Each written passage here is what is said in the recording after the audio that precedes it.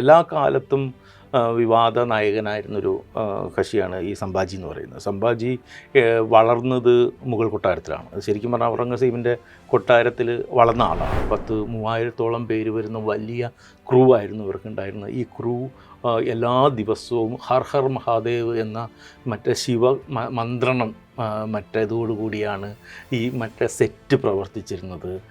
അങ്ങനെയായിരുന്നു നമ്മൾ ചെയ്തിരുന്നത്. എല്ലാ സമയത്തും മറ്റേ ശിവജി മഹാരാജാവിനും ഹർ ഹർ മഹാദേവനും സ്തുതി പാടിയിട്ടാണ് നമ്മൾ തുടങ്ങിയത്. ഒരു സൊസൈറ്റിയെ തന്നെ ഒരു ഒരു ഒരു മാഡിനിലേക്ക് കൊണ്ടുപോകുന്ന ഒരു തരത്തിലൊരു വെറുപ്പ് പടർത്തി അവരെ ചിന്തിക്കാൻ പോലും കൊള്ളാത്ത മനുഷ്യരാക്കി മാറ്റുന്ന തരത്തിലൊരു പ്രക്രിയ കൂടിയായിട്ടാണ് ഈ സിനിമകളെല്ലാം ഇപ്പോൾ വർക്ക് ചെയ്യുന്നത്. അതൊരു പൊളിറ്റിക്കൽ ഉദ്ദേശത്തോടു കൂടി ചെയ്യുന്നതുമാണ്, ഒരു സംശയമില്ല. ആ സിനിമ വലിയ സാമ്പത്തിക വിജയം നേടി അതിൽ അഭിനയിച്ച നടന്മാർക്ക് വലിയ താരങ്ങളായി മാറുകയാണ്. അതായത് ഹെയ്റ്റ് മെയിൻ സ്ട്രീം ആവുന്നു എന്നൊരു പ്രശ്നം കൂടിയില്ലേ? ഏതാണ്ട് 100-ലധികം കലാപങ്ങൾ ഇത്തരത്തിലുള്ള നുണക്കഥകളുടെ പുറത്ത് മാത്രം നടന്നതായിട്ട് ഇന്ത്യൻ എക്സ്പ്രസ്സിൽ ഒരു വലിയ റിപ്പോർട്ട് വന്നിരുന്നു. ഏതാണ്ട് ഒരു 6-7 മാസം കാലയളവിന് മാത്രം 100-ലധികം മാനുഫാക്ചേർഡ് റയറ്റ്സ് നടന്നു എന്നുള്ളത്. ഏറ്റവും ദരിദ്രരായിട്ടുള്ള മനുഷ്യർ ജീവിക്കുന്ന ഒരു റോഡിനപ്പുറം ഇപ്പുറമുള്ള കോളനികളാണ്. അതിൻ്റെ ഒരു സൈഡിൽ മുഴുവൻ അപ്പുറത്തെ സൈഡിൽ മുഴുവൻ ഇതേപോലെ തന്നെയുള്ള മുസ്ലിങ്ങൾ, ഇവിടെയുള്ളവർ ദളിതരും മറ്റ് ആദിവാസികളും അതേപോലെ തന്നെ ഒരു OBC വിഭാഗത്തിൽപ്പെട്ടതെല്ലാമായിട്ടുള്ള ഏറ്റവും അടിസ്ഥാന വർഗമുള്ളത്. അപ്പം അതിൽ തന്നെ ഒരു വിഭാഗത്തിന് എൻ്റെ അടുത്തേക്ക് എങ്ങനെയാണ് ബജരംഗ് ദൾ പതുക്കെ കടന്നു വരിക, അവരുടെ ജീവിത പിന്നാക്കാവസ്ഥകളുടെ മുഴുവൻ കാരണം യഥാർത്ഥത്തിൽ അപ്പുറത്ത് നിൽക്കുന്ന മുസ്ലിങ്ങളാണ് എന്ന് ഇവരെ പറഞ്ഞ് ഓരോ ഘട്ടവുമായിട്ട് ധരിപ്പിക്കുക. പ്രതിപക്ഷത്തിന് വളരെയധികം വോട്ടുകൾ ലഭിച്ചിട്ടുണ്ട്, സീറ്റുകൾ ലഭിച്ചിട്ടുണ്ട്. ശക്തമായൊരു പ്രതിപക്ഷത്തിന് ലോക്സഭയിലേക്ക് ഇന്ത്യയിലെ ജനത അയച്ചിരിക്കുന്നത് ഇത്തരത്തിലുള്ള കാര്യങ്ങളെ പ്രതിരോധിക്കാൻ വേണ്ടിയിട്ടാണ്. ഇവിടെ രാജസ്ഥാനിൽ ഒരു പിഞ്ചു കൊച്ചിനെ വീട്ടിൽ കയറി ചവിട്ടി അരച്ച് കൊന്നിട്ട് അതിന് ഒരു പ്രതിഷേധം ഉയർത്താനായിട്ട് ഇവിടുത്തെ മുഖ്യ പ്രതിപക്ഷ പാർട്ടിക്ക് പറ്റിയില്ലെങ്കിൽ നമ്മളിപ്പോൾ ഈ പ്രതിപക്ഷ പാർട്ടികൾ പിരിച്ചുവിടുന്നതായിരിക്കും നല്ലത്. ഈ പറയുന്ന ന്യൂനപക്ഷങ്ങൾക്ക് നേരെയുള്ളൊരു വേട്ട അവസാനിപ്പിക്കാതെ നമുക്ക് ബാക്കി എന്ത് സമൂഹത്തിൽ ഉന്നതി ഉണ്ടായിട്ടോ പുരോഗതി ഉണ്ടായിട്ടോ എന്ത് തരത്തിൽ നമ്മൾ മെച്ചപ്പെട്ടു എന്ന് പറഞ്ഞിട്ടും ഒരാവശ്യവുമില്ല. ഏറ്റവും പ്രധാനപ്പെട്ടൊരു കാര്യം എന്ന് വെച്ചിട്ടുണ്ടെങ്കിൽ നമ്മുടെ ഭരണഘടന അനുശാസിക്കുന്ന മതപരമായിട്ടും ജീവിക്കാനുള്ളതും അഭിപ്രായത്തിനുള്ളതുമായിട്ടുള്ള സ്വാതന്ത്ര്യം നമുക്ക് തിരിച്ചു പിടിക്കുക എന്നുള്ളതാണ്. അതിവിടെ എല്ലാ പൗരർക്കും ഒരേപോലെ അവകാശപ്പെട്ടതാണ്. കേരളത്തിൽ ഒരുപക്ഷെ നടക്കുന്ന പോലെ വളരെ ആത്മാർത്ഥമായ വർഗീയ പ്രചരണം നടക്കുന്ന സ്ഥലങ്ങൾ കുറവായിരിക്കും. മറ്റു പല സ്ഥലത്തും ഇങ്ങനെ കഥകൾ കേൾക്കുകയും അതിൻ്റെ പുറത്തുള്ള പെട്ടെന്ന് ആക്രമണമൊക്കെ ഉണ്ടാവുമായിരിക്കും. ഇവിടെ പക്ഷേ വലിയ പ്രചരണം നടക്കും. ചാനലിലെ സ്ഥിരം ചർച്ചക്കാരായിട്ടുള്ള ശ്രീജിത്ത് പണിക്കർക്കും അഡ്വക്കേറ്റ് ജയശങ്കർ പോലെയുള്ള ഈ സോഫ്റ്റ് സംഘപരിവാർ ആളുകൾക്ക് കെ സുരേന്ദ്രനെ പുലഭ്യം പറയുന്നതിനോ ഒന്നും ഒരു മടിയുണ്ടായിരുന്നില്ല. കെ സുരേന്ദ്രനാണെങ്കിലും മുരളീധരനാണെങ്കിലും ഈ പറഞ്ഞ ശോഭാ സുരേന്ദ്രനാണെങ്കിലും ടി രമേശനാണെങ്കിലും BK കൃഷ്ണദാസനാണെങ്കിലും അവർ അവരുടെ ഫാബ്രിക്കിൻ്റെ അകത്ത് നിൽക്കുന്ന ആൾക്കാരാണ്. അവർക്ക് കേരള വിരുദ്ധമായിട്ടുള്ള കാര്യങ്ങൾക്ക് ഒരു പരിധിയുണ്ട്. ദേശീയ തലത്തിലുള്ള ഇവരുടെ ഒരു പ്രവർത്തന മാതൃക എന്ന് പറയുന്നത് ഒരു കോർപ്പറേറ്റ് ഒരു പാർട്ടിയാണിത്. അപ്പോൾ അതിൻ്റെയാണ് ഇപ്പോൾ ഒരു അദാനിയും അമിത്ഷായും കൂടി ചേരുന്ന ഒരു രൂപമാണ് അല്ലെങ്കിൽ BJPക്ക് പൊതുവേ ഉള്ളത്.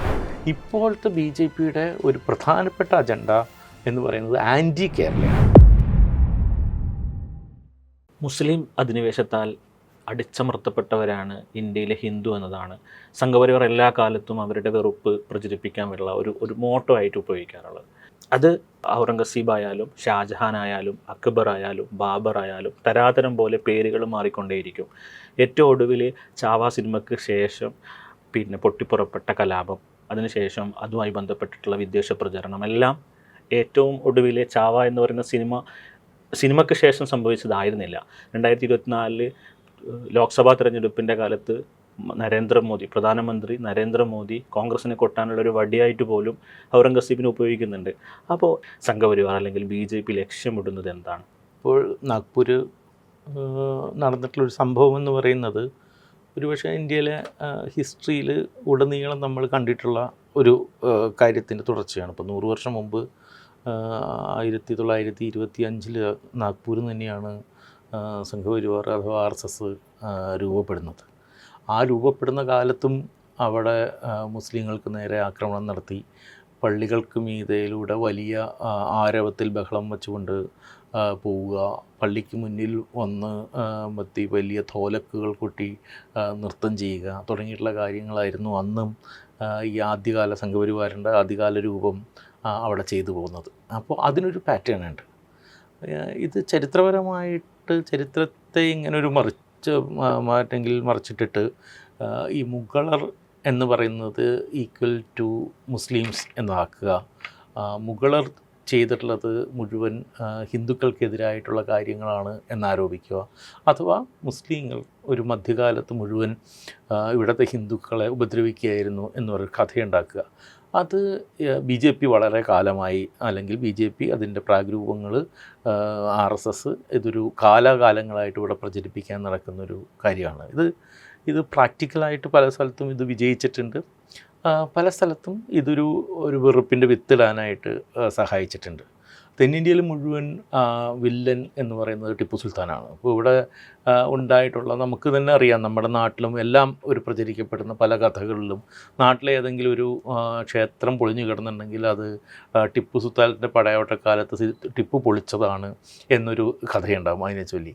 അത്തരം കഥകൾ എല്ലായിടത്തും പ്രചരിക്കുന്നുണ്ട്. ഉത്തരേന്ത്യയിൽ മുഴുവൻ ഇപ്പോൾ എത്രയോ കാലമായിട്ട് ഇതേപോലെ ഔറംഗസീബ് കി ഔലാത്ത് എന്നാണ് മുസ്ലിങ്ങളെ വിളിക്കുന്നത്, ഔറംഗസീബിൻ്റെ പിന്തുടർച്ചക്കാർ എന്നുള്ള അർത്ഥത്തിൽ. അതിലും ഒരു അപമാനിക്കുന്ന രീതിയിലാണ് വിളിക്കുന്നത്. കാരണം ചരിത്രത്തിലെ ഏറ്റവും ക്രൂരനായ ഒരു ഭരണാധികാരി എന്നുള്ള രീതിയിൽ. അപ്പം മധ്യകാല ചരിത്രം പരിശോധിച്ചിട്ടുള്ള എല്ലാവർക്കും അറിയാം, എല്ലാ കാലത്തും പരസ്പരം ആക്രമിച്ചിട്ടാണ് മധ്യകാലത്തെ രാജാക്കന്മാർ നിലനിന്നിട്ടുള്ളത്. ഔറംഗസീബ് എത്രയോ മുസ്ലിം ഭരണാധികാരികളെ അതിക്രൂരമായിട്ട് ആക്രമിച്ചിട്ടുണ്ട്. അതേപോലെ തന്നെ ശിവജിയും മറ്റുള്ളവരും ഹിന്ദു ഭരണാധികാരികളെ, അക്കാലത്തെ ഹിന്ദു ഭരണാധികാരികളെയും ആക്രമിച്ചിട്ടുണ്ട്.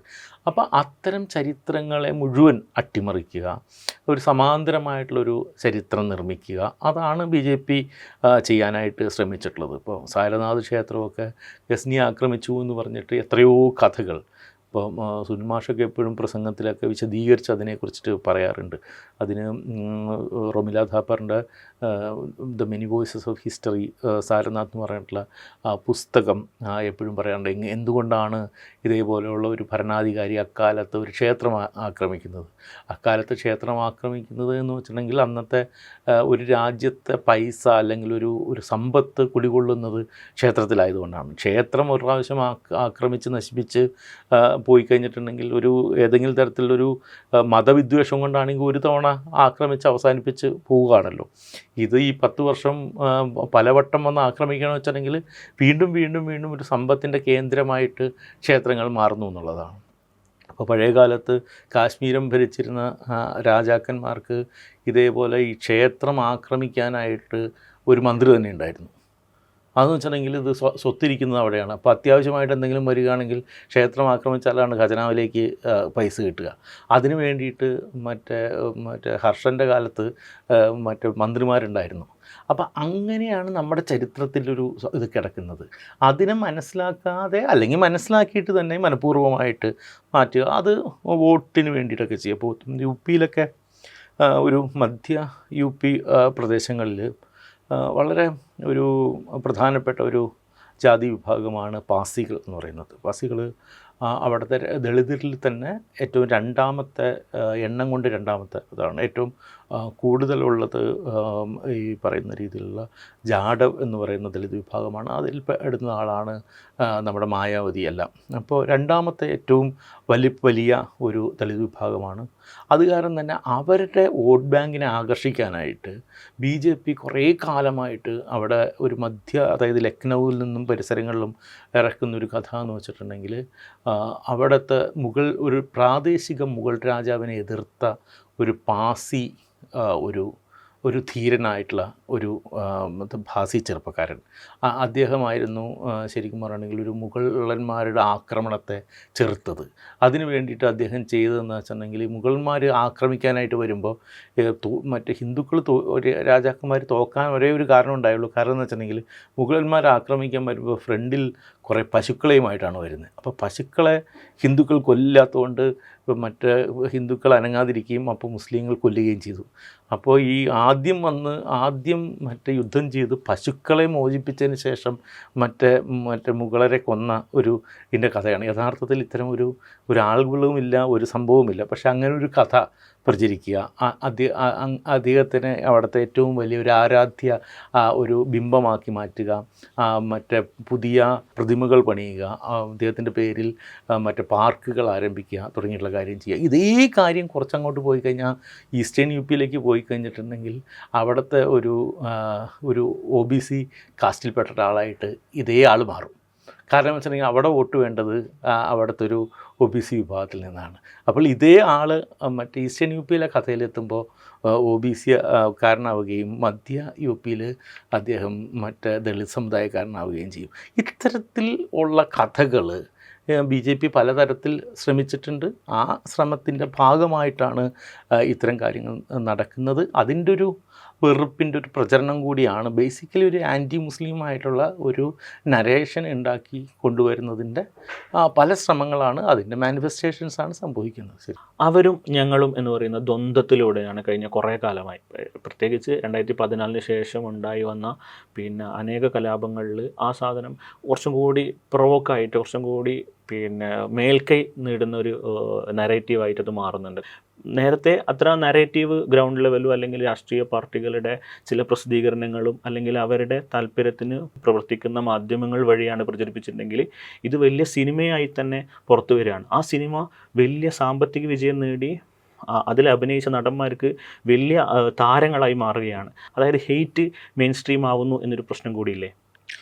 അത് തന്നെയാണ് യഥാർത്ഥത്തിൽ ഇത്തരം സിനിമകളുടെ ഒരു ഉദ്ദേശം തന്നെ. അത്തരം ഒരു ഹെയ്റ്റിൻ്റെ ഒരു തരത്തിൽ പ്രചരിപ്പിക്കുക എന്നുള്ളത് തന്നെയാണ് ലക്ഷ്യം. അല്ലാതെ അത് വെറും ഒരു കമേഴ്സ്യൽ സിനിമയായിട്ടോ അത്തരം കാര്യങ്ങളായിട്ടല്ല അതിനെ ആവിഷ്കരിച്ചിരിക്കുന്നത്. ഇപ്പോൾ ചാവ ശരിക്കും പറഞ്ഞിട്ടുണ്ടെങ്കിൽ ഒരു തരത്തിൽ ശിവജിക്കാരൻ്റെ ഒരു നോവലിനെ ബേസ് ചെയ്തിട്ടുള്ള ഒരു കാര്യമാണ്. എല്ലാ കാലത്തും വിവാദ നായകനായിരുന്നൊരു കക്ഷിയാണ് ഈ സംഭാജി എന്ന് പറയുന്നത്. സംഭാജി വളർന്നത് മുഗൾ കൊട്ടാരത്തിലാണ്. ശരിക്കും പറഞ്ഞാൽ ഔറംഗസീബിൻ്റെ കൊട്ടാരത്തിൽ വളർന്ന ആളാണ്. കാരണം എന്താ വെച്ചിട്ടുണ്ടെങ്കിൽ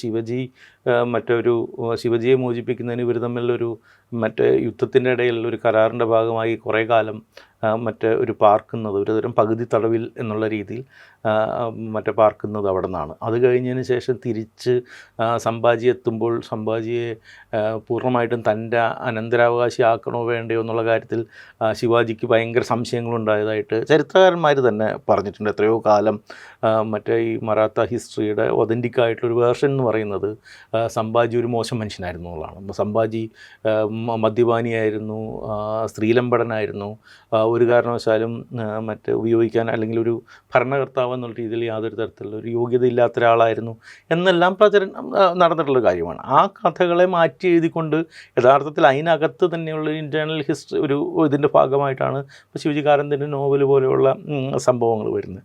അതിൽ നിന്ന് പക്ഷേ ഇപ്പോഴത്തെ ഒരു കാലത്തിന് വേണ്ടിയൊരു മെറ്റീരിയലാണ് ഇപ്പോൾ ഈ സിനിമ എടുക്കുന്നത്. അതിന് പല തരത്തിൽ പറയാം ഒരു കഥയെ. പക്ഷേ ഒരു കഥ ഇപ്പം നമ്മുടെ ചരിത്രത്തിൽ ഇപ്പോൾ രാമരാജ ബഹദൂറോ മാർത്താണ്ഡവർമ്മയോ പോലെയുള്ള നോവലുകളൊന്നും യഥാർത്ഥത്തിൽ ഹിസ്റ്ററിയുമായിട്ട് പൂർണ്ണമായിട്ടും ബന്ധമുള്ള കാര്യങ്ങളൊന്നുമല്ല. അത് ഒരു തരത്തിൽ എന്ന് വെച്ചിട്ടുണ്ടെങ്കിൽ ചരിത്രാഖ്യായികൾ എന്ന് പറഞ്ഞ് എഴുതുമ്പോഴും അത് വളരെ ഒരു വിഭാഗത്തിന് അല്ലെങ്കിൽ വളരെ പാർഷ്യലായിട്ടുള്ള ഒരു തരത്തിലുള്ളൊരു ചരിത്ര വീക്ഷണം മാത്രമാണത്. അതിൽ നടന്നിട്ടുള്ള ധർമ്മരാജാവ് എന്ന് പറയുന്ന രീതിയിൽ ധർമ്മരാജാവൊന്നും ആയിരുന്നില്ല രാജാവ്. അതേപോലെ തന്നെ മാർത്താണ്ഡവർമ്മ അത്ര മഹാനായ ഒരു രാജാവായിരുന്നില്ല. മാർത്താണ്ഡവർമ്മ ഭയങ്കര ഇൻവേഡറായിരുന്ന വളരെ ക്രൂരനായിട്ടുള്ളൊരു ഭരണാധികാരിയായിരുന്നു എന്നുള്ളതാണ് ഹിസ്റ്ററിയിൽ നിന്ന് നമുക്ക് മനസ്സിലാവുന്നത്. അതേപോലെ തന്നെ എട്ടുവീട്ടൽ പിള്ളമാർ എന്ന് പറയുന്ന ഒരു വിഭാഗത്തിന് വളരെ മോശക്കാരും ക്രൂരരുമായിട്ടുള്ള മനുഷ്യരായിട്ടാണ് ഇതിൽ ചിത്രീകരിച്ചിരിക്കുന്നത്.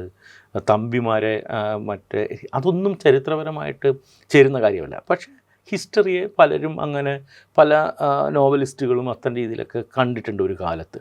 പക്ഷേ ഒരു പുതിയ കാലത്ത് ഇതിനെങ്ങനെയാണ് ഉപയോഗിക്കുന്നത് എന്നുള്ളതാണ് ഏറ്റവും പ്രധാനപ്പെട്ട ഒരു. ഇപ്പോൾ ചാവ പോലത്തൊരു സിനിമ വരുമ്പോൾ മനഃപൂർവ്വമായിട്ടുള്ളൊരു ഹേറ്റ്രഡ് ഉണ്ടാക്കാനായിട്ട് നോക്കുക, അതിന് പാകത്തിനുള്ള ഡയലോഗുകൾ കൃത്യമായിട്ട് കുത്തിച്ചേർക്കുക, സെക്കൻഡ് ഹാഫിലെ അതിഭീകരമായിട്ടുള്ളൊരു ടോർച്ചർ അങ്ങനെ തന്നെ കാണിക്കുക. ആ ടോർച്ചറിലൂടെ ശരിക്കും പറഞ്ഞിട്ടുണ്ടെങ്കിൽ എത്രമാത്രം ക്രൂരനായിട്ടുള്ള ഒരാളായിരുന്നു അപ്പുറം ഉണ്ടായിരുന്നതെന്ന് പറയാം. ഈ പറയുന്ന രീതിയിൽ മതം മാറാനായിട്ട് പ്രേരിപ്പിക്കും. നമ്മളൊന്ന് ചരിത്രപരമായിട്ട് ഇവിടുത്തെ മുഗൾ ഭരണാധികാരികൾ ഒരിടത്ത് മറ്റേ ഇന്ത്യൻ ഹിസ്റ്ററിയിൽ ആളുകളെ മതം മാറ്റാനായിട്ട് ശ്രമിച്ചതിന് ഒരു തെളിവുമില്ല. ഇപ്പോൾ മുഗൾ ഒരു കാലം എന്ന് പറയുന്നത് ഇന്ത്യയിലെ വളരെ സബ്സ്റ്റാൻഷ്യേറ്റ് ആയിട്ടുള്ള വർഷങ്ങളാണ്. ഒരു 100-300 വർഷത്തിന് മുകളിൽ തുടർച്ചയായിട്ട് ഇന്ത്യയിലെ പല പ്രദേശങ്ങളിലുമായിട്ട് മുഗൾ ഭരണാധികാരികളുണ്ട്. ഈ പ്രദേശങ്ങളിലൊന്നും മുസ്ലിം ജനസംഖ്യ വർദ്ധിച്ചിട്ടില്ല ഈ കാലത്ത്. അതിന് മുൻപുണ്ടായിരുന്ന അതേ മുസ്ലിം ജനസംഖ്യ തന്നെയാണ് ഈ മുഗൾ ഭരണത്തിന് ശേഷവും ഒക്കെ ഉണ്ടായിരുന്നത്. അതിൻ്റെ അർത്ഥം എന്ന് വെച്ചിട്ടുണ്ടെങ്കിൽ ഇവരൊരിക്കലും ഈ മുസ്ലിങ്ങളായിട്ട് ആളുകളെ കൺവേർട്ട് ചെയ്യാനുള്ളൊരു ശ്രമം നടത്തിയിട്ടില്ല എന്നുള്ളതാണ്. കാരണം അത് അവരുടെ താല്പര്യമേ ആയിരുന്നില്ല.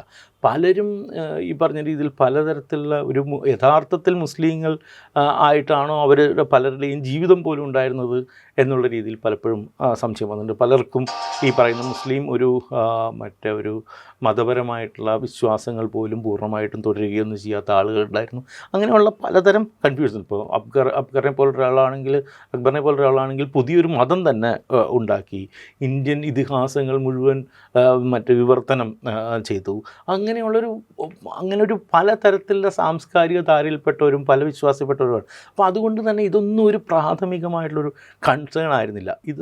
ഇതിലേക്ക് വളരെ പൂർണ്ണമായിട്ടും മതം മാറ്റാനായിട്ട് ശ്രമിക്കുന്ന ആളുകളെ ഇത് ചെയ്യുന്നൊരു ആളായിട്ട്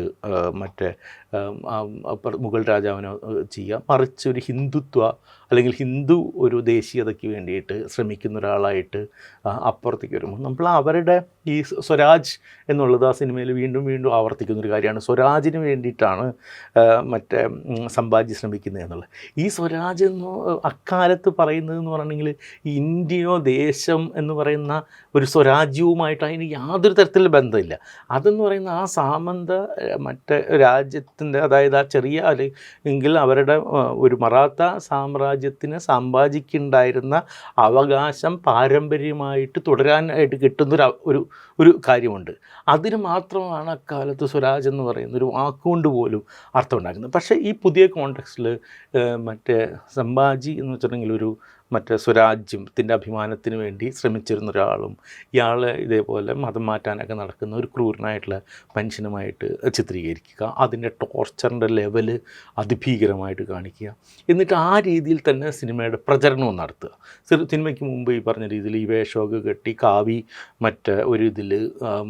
ഇവർ നടക്കുക, മുഴുവൻ പ്രചരണ അതിന് മുമ്പുള്ള ഈ സിനിമയ്ക്ക് മുമ്പുള്ള ക്യാമ്പയിൻ ഉണ്ടല്ലോ, അപ്പോൾ അതിൻ്റെ ഭാഗമായിട്ട് വന്നിരുന്നിട്ട് വിക്കി കൗശലും ഡയറക്ടറും കൂടി സംസാരിക്കുന്ന മുഴുവൻ 10,000-3000 പേര് വരുന്ന വലിയ ക്രൂ ആയിരുന്നു ഇവർക്കുണ്ടായിരുന്നത്. ഈ ക്രൂ എല്ലാ ദിവസവും ഹർ ഹർ മഹാദേവ് എന്ന ശിവ മന്ത്രണം ഇതോടുകൂടിയാണ് ഈ സെറ്റ് പ്രവർത്തിച്ചിരുന്നത്. അങ്ങനെയായിരുന്നു നമ്മൾ ചെയ്തിരുന്നത്. എല്ലാ സമയത്തും ശിവജി മഹാരാജാവിനും ഹർ ഹർ മഹാദേവനും സ്തുതി പാടിയിട്ടാണ് നമ്മൾ തുടങ്ങിയിരുന്നത്. ഇതെന്ന് വെച്ചിട്ടുണ്ടെങ്കിൽ ഇന്ത്യ പോലുള്ളൊരു സ്ഥലത്ത് നിന്ന് ആലോചിച്ച് നോക്കും, ഒരു മുസ്ലിം അക്ബറിനെ കുറിച്ചുള്ളൊരു സിനിമയ്ക്കോ അല്ലെങ്കിൽ മറ്റൊരു സിനിമയ്ക്കോ വന്നിട്ട് എൻ്റെ സംവിധായകനും മെയിൻ ഹീറോയും കൂടി ചേർന്ന് നിന്നിട്ട് ഞങ്ങൾ എല്ലാ ദിവസവും അള്ളാഹു അക്ബർ എന്ന് വിളിച്ചിട്ടാണ് ഈ സിനിമയുടെ പരിപാടി നടന്നിരുന്നത്, പൂജ നടന്നിരുന്നത്, അല്ലെങ്കിൽ സിനിമയിൽ എല്ലാ ദിവസവും ആരംഭിച്ചിരുന്നത് എന്ന് പറഞ്ഞിട്ടുണ്ടെങ്കിൽ എന്തായിരിക്കും ഈ സമൂഹത്തിൽ നടക്കുന്നത്? അപ്പോൾ അതിന് ഏതാണ്ട് തുല്യമായിട്ടൊരു കാര്യമാണ് ഇത് ചെയ്യുന്നത്. പക്ഷേ ഇതിനെല്ലാം കിട്ടുന്നൊരു സ്വീകാര്യത, ഇത് എല്ലാം എങ്ങനെയാണോ ഇപ്പോഴത്തെ ഒരു കാലത്ത് ഉപയോഗിക്കേണ്ടത് അതിലേക്ക് നയിക്കുക. ഇതെല്ലാം കഴിഞ്ഞതിന് ശേഷം സിനിമ കഴിഞ്ഞ് ഇറങ്ങിയ തിയേറ്ററുകളിൽ നിന്നിട്ട് കുട്ടികൾ മറ്റേ ഭയങ്കരമായിട്ട് കരഞ്ഞിട്ട് മറ്റേ ശിവജിക്കും സംഭാജിക്കും സ്തുതി പാടുക, ഒരു ഭയങ്കര ഹേറ്റഡുള്ള രീതിയിൽ ഈ മുഗളരെല്ലാം നമുക്കില്ലാതാക്കണം എന്നുള്ള രീതിയിലേക്ക് സംസാരിക്കുക. തുടർന്ന് പുറത്തിറങ്ങിയിട്ട് വന്നിട്ട് ഈ മുഗൾ രാജാക്കന്മാരുടെ ഏതെങ്കിലും തരത്തിലുള്ള പേരുള്ള മറ്റേ റോഡിൻ്റെ സൈനേജുകളടക്കം അടിച്ചു തകർക്കുക, അതിൽ മൂത്രമൊഴിക്കുക, അത് വൃത്തികേടാക്കുക എന്ന് വെച്ചിട്ടുണ്ടെങ്കിൽ നമുക്ക് ഒരു ഒരു ഒരു സൊസൈറ്റിയെ തന്നെ ഒരു ഒരു ഒരു മാഡിനിലേക്ക് കൊണ്ടുപോകുന്ന ഒരു തരത്തിലൊരു വെറുപ്പ് പടർത്തി അവരെ ചിന്തിക്കാൻ പോലും കൊള്ളാത്ത മനുഷ്യരാക്കി മാറ്റുന്ന തരത്തിലൊരു പ്രക്രിയ കൂടിയായിട്ടാണ് ഈ സിനിമകളെല്ലാം ഇപ്പോൾ വർക്ക് ചെയ്യുന്നത്. അതൊരു പൊളിറ്റിക്കൽ ഉദ്ദേശത്തോടു കൂടി ചെയ്യുന്നതുമാണ്, ഒരു സംശയമില്ല. ഈ അടുത്ത കാലത്ത് ഇറങ്ങിയ സിനിമകളൊക്കെയും ഈ സംവിധായകരും അതിൻ്റെ അണിയറ പ്രവർത്തകരും ഈ നിലക്ക് പ്രൊമോട്ട് ചെയ്യുന്നതിനപ്പുറത്ത് ഇതിൻ്റെ പ്രൊമോഷൻ ചുമതലയാകെ ഏറ്റെടുത്തുകൊണ്ട് ഭരണകൂടം തന്നെ മുന്നോട്ട് വരുന്ന അവസ്ഥ നമുക്ക് ഒരുപാട് കണ്ടിട്ടുണ്ട്. ഇപ്പോൾ കാശ്മീർ ഫയൽ ആയാലും പിന്നെ കേരള സ്റ്റോറി ആയാലും വീർ സവർക്കർ ഫിലിം ഫെസ്റ്റിവൽ തന്നെ കാണിക്കുന്ന നിലയുണ്ടായിട്ടുണ്ടല്ലോ. അപ്പോൾ ഈ ഭരണകൂടം തന്നെ സ്പോൺസർ ചെയ്യുന്ന ഇത്തരം സിനിമകൾ അത് ഈ ചരിത്രത്തിൽ വന്ന തെറ്റുകളെ തിരുത്തുക അല്ലെങ്കിൽ അതിനോട് പ്രതികാരം ചെയ്യുക എന്നുള്ളതാണല്ലോ ഇതിൻ്റെയൊക്കെ ഒരു മോട്ടോ. എവിടെ ചെന്നായിരിക്കും അവസാനിക്കുക, പ്രത്യേകിച്ച് ഭരണകൂടം തന്നെ അതിന് പിന്തുണയ്ക്കുന്ന ഒരു കാലത്ത്? അല്ല, ഇതിപ്പോൾ ഇതിൻ്റെ ഒരു പാറ്റേൺ നമുക്കറിയാമല്ലോ. ഇത് പാറ്റേൺ എന്ന് പറയുന്നത് ശരിക്കും പറഞ്ഞിട്ടുണ്ടെങ്കിൽ ഈ നാസി കാലമാണ്. ശരിക്കും നാസി കാലത്ത് ഇതേപോലെ ഒരു പ്രൊപ്പഗാണ്ട മിനിസ്ട്രി ഉണ്ടാക്കിയും ജോസഫ് ഗീൽവെൽസ് പ്രൊപ്പഗാണ്ട മിനിസ്റ്റർ ആവുകയും ചെയ്തിട്ട് അദ്ദേഹം ഏൽപ്പിച്ച ഫിലിം മേക്കേഴ്സ് ഉണ്ടായിരുന്നു അതിൽ. അപ്പോൾ അത്തരം ഫിലിം മേക്കേഴ്സിൽ ഏറ്റവും പ്രശസ്ത ഒരാളായിരുന്നു ഇന റിഫൻസ്റ്റൽ എന്ന് പറയുന്ന ലോകത്തിലെ ഏറ്റവും വലിയ ഡോക്യുമെൻ്ററി ഫിലിം മേക്കറായിട്ട് അറിയപ്പെടുന്ന ഒരാൾ. ഇപ്പോൾ എന്ന് വെച്ചിട്ടുണ്ടെങ്കിൽ ട്രയംഫ് ഓഫ് ദ വിൽ എന്ന് പറയുന്ന അക്കാലത്തെ ഈ മറ്റേ നാസി ഒരു കോൺഫറൻസിൻ്റെ മറ്റൊരു ഡോക്യുമെൻ്ററി, അവരുടെ ന്യൂറംബർഗ് കോൺഫറൻസിൻ്റെ കുറിച്ചുള്ളൊരു ഡോക്യുമെൻ്ററി വരുന്നത് ഇപ്പോഴും മറ്റേ ഇന്ത്യൻ അല്ല ലോകത്ത് മുഴുവനുള്ള ഫിലിം സ്കൂളുകളിലെ ഒരു സ്റ്റഡി മെറ്റീരിയലാണ്. എത്രമാത്രം മറ്റേ ഇതിലായിട്ടാണ് അങ്ങനൊരു വർക്ക് എടുത്തിട്ടുള്ളതെന്ന്. അതേപോലെ തന്നെ അതിനുശേഷം ബെർലിൻ ഒളിമ്പിക്സിനെ കുറിച്ചുള്ള ഇവരുടെ ഡോക്യുമെൻ്ററിക്ക് ഈ പറഞ്ഞ രീതിയിൽ വെനീസ് മറ്റേ ചലച്ചിത്രമേളയിൽ ഏറ്റവും മികച്ച ചിത്രത്തിനുള്ള അവാർഡ് കൊടുക്കാനായിട്ട് തീരുമാനിച്ചു. അതിൽ പ്രതിഷേധിച്ചിട്ടാണ് യഥാർത്ഥത്തിൽ ഒരു സമാന്തരമായിട്ടൊരു ഫിലിം ഫെസ്റ്റിവൽ ആരംഭിക്കുന്നതാണ് യഥാർത്ഥത്തിൽ ക്യാൻ ഫിലിം ഫെസ്റ്റിവൽ തന്നെ. ക്യാൻ ഫിലിം ഫെസ്റ്റിവലിൻ്റെ തുടക്കം തന്നെ ആ ചരിത്രത്തിൽ നിന്നാണ്. അപ്പോൾ റിഫൻസ്റ്റാലിനെ പോലെയുള്ള ഒരു വലിയൊരു ഫിലിം മേക്കർ ഉപയോഗിച്ചിട്ട് ശരിക്കും പറഞ്ഞിട്ടുണ്ടെങ്കിൽ നാസി പ്രൊപ്പഗാൻഡ നടത്തിയതുപോലെ, അല്ലെങ്കിൽ അവർ 103 വയസ്സ് വരെ ജീവിച്ച് 2003 2004 മറ്റോ ആണ് ഇവർ മരിക്കുന്നത്. ആ മരിക്കുന്ന കാലം വരെ അവർ ഈ ഹിറ്റ്ലറുടെ ചെയ്തികളൊന്നും എനിക്കറിയില്ലായിരുന്നുവെന്നും ഞാൻ ഇതൊന്നും അറിയാത്ത വെറും ഒരു മറ്റേ ഈ ക്രൂരതയൊന്നും അറിയാത്ത ഒരു ഫിലിം മേക്കർ മാത്രമായിരുന്നു എന്നുള്ളതുമാണ് അവർ മറ്റേ വാദിക്കാനായിട്ട് ശ്രമിച്ചുകൊണ്ട്. അതേ ഒരു തരത്തിലുള്ള വാദമാണ് ഇവിടുത്തെ ഫിലിം മേക്കേഴ്സ് നടത്തുന്നത്. ഇവർ ശരിക്കും പറഞ്ഞിട്ടുണ്ടെങ്കിൽ ഇത്തരം ഒരു പ്രൊപ്പഗാൻഡയ്ക്ക് വേണ്ടിയിട്ട് സിനിമ എടുക്കുന്ന ആളുകളാണ്. അവർക്ക് വേണ്ടിയിട്ടുള്ള ഒരു സഹായം ഇതേപോലെ ഗവൺമെൻറ്റും ചെയ്തു കൊടുക്കും. അത്തരത്തിലുള്ള ഇഷ്ടംപോലെ ഫിലിം മേക്കേഴ്സ് ഇപ്പോൾ അനുദിനം ഉണ്ടായിക്കൊണ്ടിരിക്കുന്നുണ്ട്. അവർക്ക് വേണ്ടിയിട്ടുള്ള സൗകര്യങ്ങളുണ്ടാകുന്നുണ്ട്. ഇപ്പോൾ ഈ പറഞ്ഞ രീതിയിൽ ഇപ്പോൾ നെറ്റ്ഫ്ലിക്സ് ആയാലും മറ്റു പല പ്ലാറ്റ്ഫോമുകളാണെങ്കിലും ഇത്തരത്തിൽ വളയാനായിട്ട് തയ്യാറുമാണ്. ഇത്തരത്തിലുള്ളൊരു സിനിമകൾക്ക് വേണ്ടിയിട്ട് സൗകര്യം ചെയ്തു കൊടുക്കുക, പുതിയ സംവിധാനം ഉണ്ടാക്കുക. കാരണം ഗവൺമെൻറ്റിൻ്റെയും മറ്റു പലതരത്തിലുള്ള എല്ലാ തരത്തിലുള്ള സപ്പോർട്ടുകളും നിങ്ങൾക്ക് ലഭിക്കുന്നുണ്ട്. ഇപ്പോൾ ഈ പറഞ്ഞ കേരള സ്റ്റോറിക്ക് വേണ്ടിയിട്ടുള്ള ഗവൺമെൻറ് നടത്തിയിട്ടുള്ള പ്രൊമോഷൻ, കാശ്മീർ ഫയൽസിന് വേണ്ടി നടന്നിട്ടുള്ള കാര്യങ്ങൾ, ഇവൻ അതേപോലെ തന്നെ നമ്മൾ നേരത്തെ പറഞ്ഞ പോലെ തന്നെ ഈ പിന്നെ സവർക്കറെക്കുറിച്ചുള്ള സിനിമയൊക്കെ ഫിലിം ഫെസ്റ്റിവലിൽ വരെ എത്തിച്ചു. സിനിമ വളരെ മോശം സിനിമയായതുകൊണ്ട് മാത്രം മറ്റേ ശ്രദ്ധിക്കപ്പെടാതെ പോയി എന്നുള്ളതാണ്. അതേസമയം ഈ ഛാവ പോലത്തെ ഒരു സിനിമയ്ക്ക് ഒരു വൈകാരികത സൃഷ്ടിക്കാനായിട്ട് സ്വാഭാവികമായിട്ടും കഴിഞ്ഞിട്ടുണ്ട്. അതിൻ്റെ ആഫ്റ്റർ എഫക്ട്സ് ആണ് നമ്മൾ കണ്ടുകൊണ്ടിരിക്കുന്നത്. പക്ഷേ ഇത് വളരെ കൃത്യമായിട്ടുള്ളൊരു ഒരു ഒരു നാസി ഒരു ഭരണകൂടത്തിൻ്റെ രീതികൾ തന്നെ സ്വാഭാവികമായിട്ടും സംഘപരിവാർ അനുവർത്തിക്കുന്നു. പക്ഷേ സംഘപരിവാറിനെ സംബന്ധിച്ചുള്ള എല്ലാ കാലത്തും മാതൃക ഇത് തന്നെയായിരുന്നു. അപ്പോൾ അത് കാരണം തന്നെ അതിലൊരു അവർ അത് ആവർത്തിക്കാൻ ശ്രമിക്കുന്നതിൽ വലിയ അത്ഭുതമൊന്നുമില്ല. ഈ രാജ്യത്ത് നടന്ന സംഘപരിവാർ നേതൃത്വം കൊടുത്ത് നടന്ന എല്ലാ കലാപങ്ങളുടെ പിന്നിൽ ചരിത്രം പരിശോധിച്ച് കഴിഞ്ഞാൽ വ്യാജ പ്രചരണങ്ങളാൽ നിർമ്മിച്ചെടുത്ത കലാപങ്ങളായിരുന്നു അധികവും. മുസഫർ നഗർ കലാപമാണെങ്കിലും ഗുജറാത്ത് കലാപമാണെങ്കിലും ഒക്കെയും. ഈ ഗുജറാത്ത് കലാപത്തെക്കുറിച്ച് രേവതി ലോള എഴുതിയ പുസ്തകം അനാറ്റമി ഓഫ് എയ്റ്റ് മലയാളത്തിലേക്ക് വിവർത്തനം ചെയ്ത ഒരാൾ എന്ന നിലക്ക് അതിൽ വെറുപ്പിൻ്റെ വ്യാപനത്തിൽ പങ്കാളികളാകുന്ന ആളുകളെക്കുറിച്ച് കൂടി പ്രതിപാദിക്കുന്നുണ്ടല്ലോ. അപ്പോൾ ഈ കഴിഞ്ഞു പോയ കലാപങ്ങളിലൊക്കെ ആ കലാപത്തിന് നേതൃത്വം കൊടുത്ത അല്ലെങ്കിൽ കലാപത്തിൽ ആയവരുടെ ജീവിതത്തെക്കുറിച്ച് എങ്ങനെയാണ് അവരുടെ ജീവിതത്തിന് പിന്നീട് എന്ത് സംഭവിക്കുന്നു എന്നത്? അല്ല, ഇതെന്ന് വെച്ചിട്ടുണ്ടെങ്കിൽ ഇത് സങ്കടകരമായിട്ടുള്ള കാര്യമാണ്. ഇപ്പോൾ യു പിയിൽ, ഇപ്പോൾ വെസ്റ്റേൺ യു പിയിലാണ് യഥാർത്ഥത്തിൽ ഇങ്ങനെ ഒരു വലിയ ഈ മുസഫർ നഗർ തുടങ്ങിയിട്ടുള്ള ഒരു പ്രശ്നം ആരംഭിക്കുന്നത്. ഇപ്പോൾ വെസ്റ്റേൺ യു പി പോലെയുള്ള ഒരു പ്രദേശത്ത് എന്ന് പറഞ്ഞിട്ടുണ്ടെങ്കിൽ അവിടുത്തെ അടിസ്ഥാന വർഗ്ഗങ്ങൾ തമ്മിലാണ് യഥാർത്ഥത്തിൽ ഏറ്റുമുട്ടുന്നത്. ഒരു സമയത്ത് ഒരുമിച്ച് സഹവർത്തിത്തോടു കൂടി ജീവിച്ചിരുന്ന ആളുകളാണ് അവിടുത്തെ ഈ ദരിദ്ര മുസ്ലിങ്ങളും ദരിദ്ര പിന്നാക്ക ഹിന്ദുക്കളും.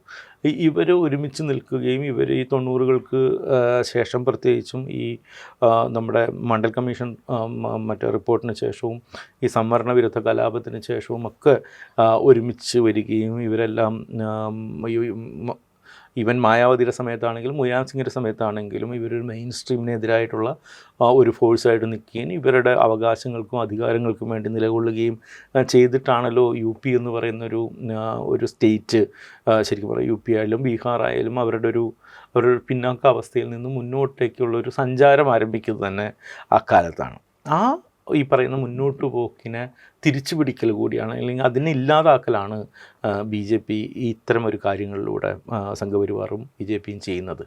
അപ്പോൾ ആ രീതിയിൽ വരുമ്പോൾ ഒരു ഇത്തരം പ്രചരണങ്ങൾ നടക്കുന്നു. ഇപ്പം ഏതാണ്ട് 100-ലധികം കലാപങ്ങൾ ഇത്തരത്തിലുള്ള നുണക്കഥകളുടെ പുറത്ത് മാത്രം നടന്നതായിട്ട് ഇന്ത്യൻ എക്സ്പ്രസ്സിൽ ഒരു വലിയ റിപ്പോർട്ട് വന്നിരുന്നു. ഏതാണ്ട് ഒരു 6-7 മാസം കാലയളവിന് മാത്രം 100-ലധികം മാനുഫാക്ചേർഡ് റൈറ്റ്സ് നടന്നു എന്നുള്ളത്.